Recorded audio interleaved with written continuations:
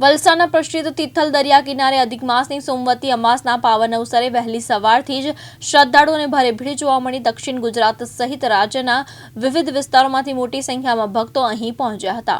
ધાર્મિક માન્યતા અનુસાર સોમવતી અમાસ અને અધિક માસનો સંયોગ અત્યંત શુભ માનવામાં આવે છે, જેના કારણે ભક્તજનોએ પવિત્ર સમુદ્ર સ્નાન કરી પિતૃ તર્પણ અને પિંડદાનની વિધિ સંપન્ન કરી પોતાના પિતૃઓના કલ્યાણ માટે પ્રાર્થના કરી હતી।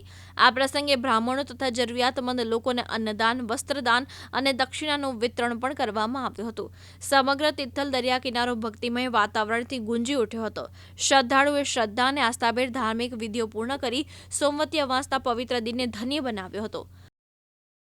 મારું નામ નીતા કિરણભાઈ વ્યાસ છે। હું વલસાડમાં રહું છું।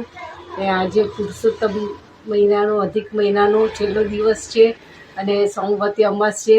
તેથી અમે બધાએ ફેમિલીએ તિથલ જઈને સ્નાન કર્યું અને ઘણું સારું લાગ્યું અને આખો મહિનો ખૂબ પૂજાપાઠ કર્યા અને કથાએ સાંભળી અને ઘણું સારું લાગ્યું। આજે સ્નાન કર્યા।